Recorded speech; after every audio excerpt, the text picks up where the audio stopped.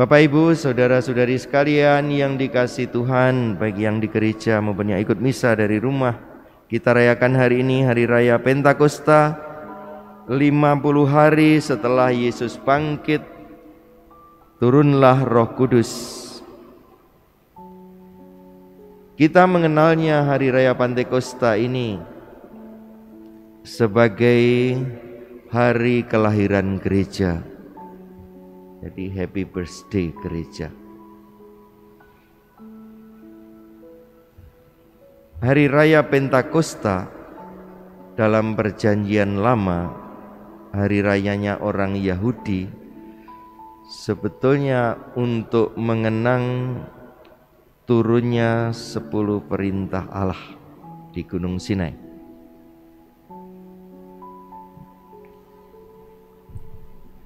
Hari raya Pentakosta yang dikenal dengan turunnya Roh Kudus,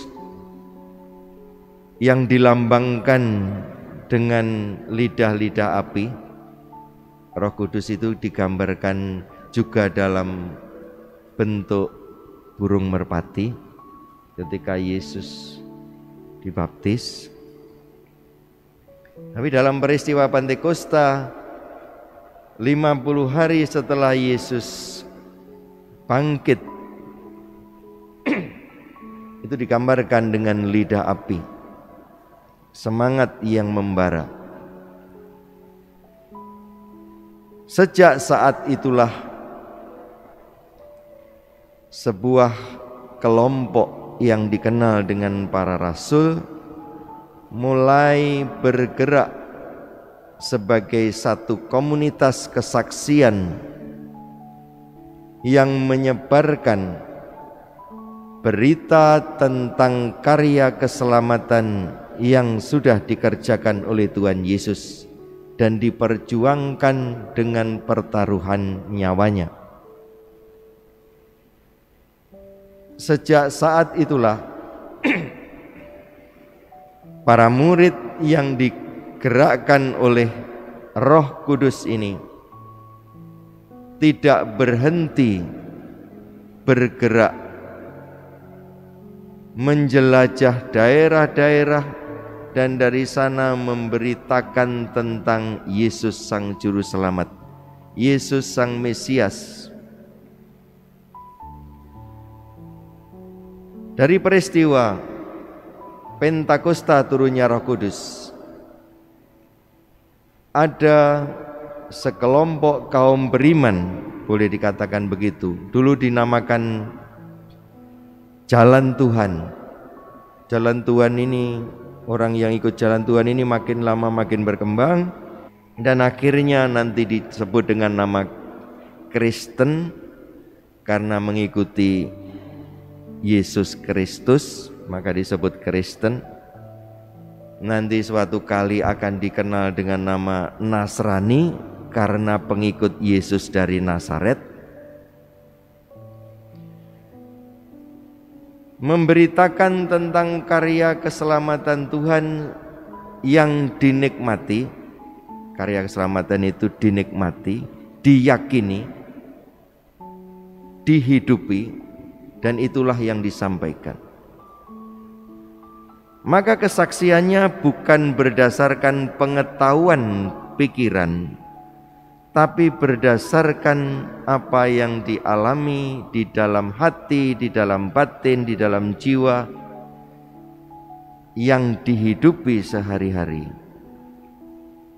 Maka kesaksian gereja akan karya keselamatan tidak didasarkan pada pintar tidaknya orang berbicara. Kesaksian gereja tidak didasarkan pada kemampuan orang untuk mengutarakan kebenaran secara pikiran, logika, tetapi kesaksian gereja didasarkan pada kebenaran hidup yang dihayati.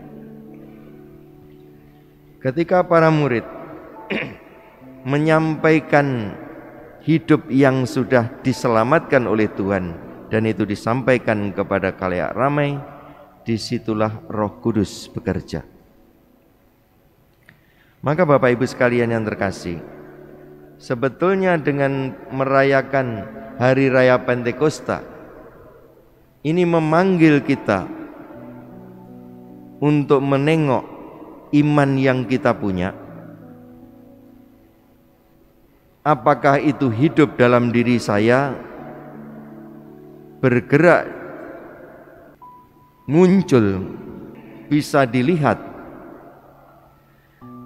bisa dinikmati oleh kita sendiri maupun oleh orang-orang di sekitar kita.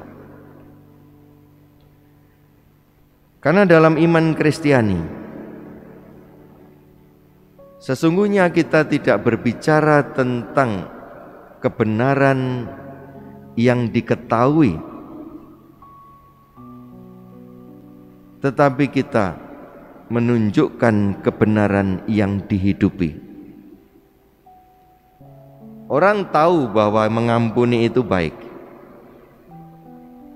mengakui bahwa mengampuni itu baik, tetapi kalau itu hanya berhenti di pemikiran dan tidak pernah muncul dalam perbuatan, tidak bisa memberikan kesaksian.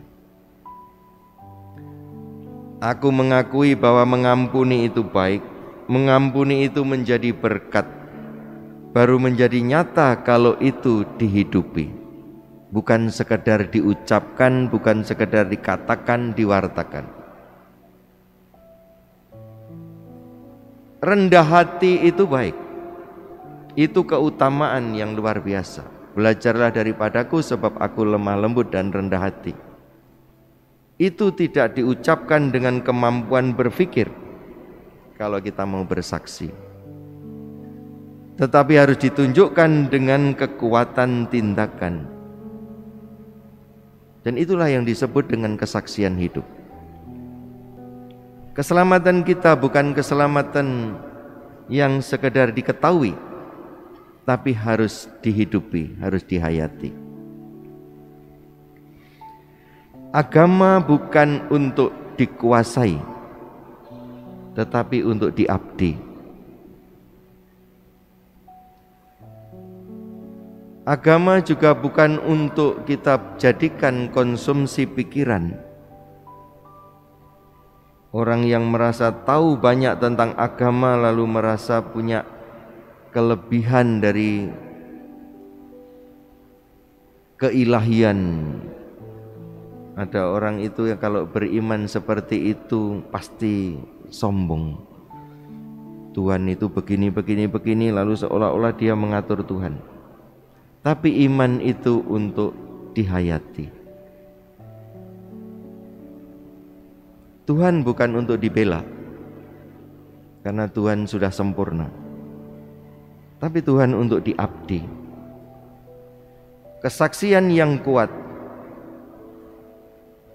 itu dilahirkan dari penghayatan, bukan dari pengetahuan.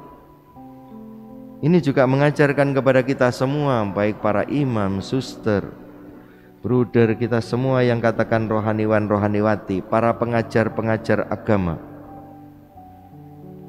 Kita mengajarkan bukan pengetahuan, tetapi buah-buah kehidupan.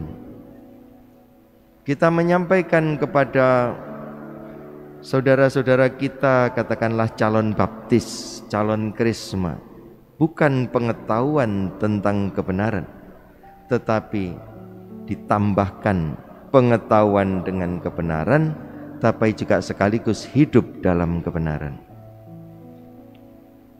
Dan itulah yang dikehendaki oleh gereja.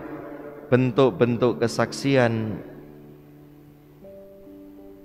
yang terus-menerus di dalam gereja tidak boleh berhenti. Maka saudara-saudari sekalian yang dikasihi Tuhan, hari kelahiran gereja itu seperti memang mengumpulkan sekelompok murid yang tadinya katakanlah 12 itu untuk bergerak bersaksi. Saatnya gereja bersaksi, komunitas. Sebelumnya Tuhan Yesus Sang Sabda yang menjadi manusia yang berbicara, Sang Sabda manusia yang bergerak, Sang Sabda manusia manusia jelmaan Allah ini yang membuat mujizat, Sang Sabda yang menjadi manusia ini yang berkorban, Sang Sabda yang menjadi manusia ini yang melakukan mujizat-mujizat, berkarya, perhatian pada orang sakit, melakukan pengampunan dan sebagainya. Nah, setelah Sang Sabda yang menjadi manusia ini wafat, dimakamkan dan kemudian bangkit, siapa selanjutnya yang bergerak? Yaitu jemaat 12 rasul, dan sekarang memang dipercayakan kepada gereja. Kitalah yang harus bersaksi tentang kebenaran.